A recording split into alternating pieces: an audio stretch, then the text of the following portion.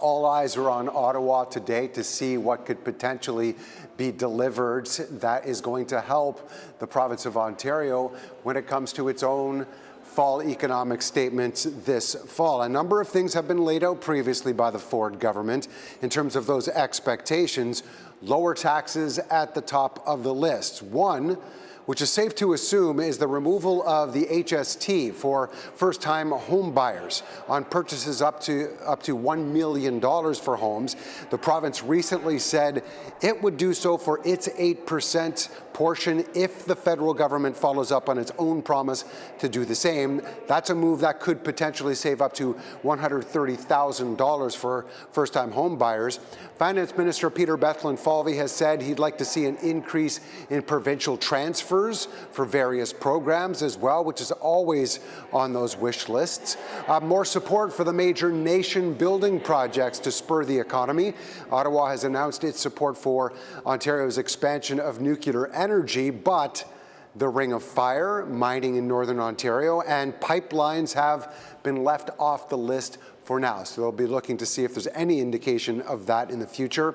Bethlenfalvy was in fact speaking at an announcement yesterday, or at an event yesterday.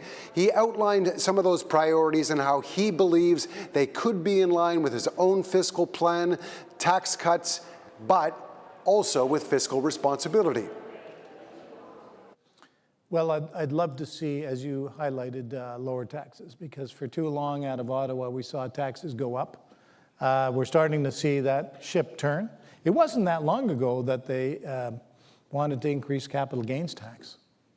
You know, we haven't raised a tax. We've cut taxes and fees. I highlighted some of the ones that we did. But we have to be competitive, and you can do both. All this leads up to the province's mini budget or fall economic statement on Thursday.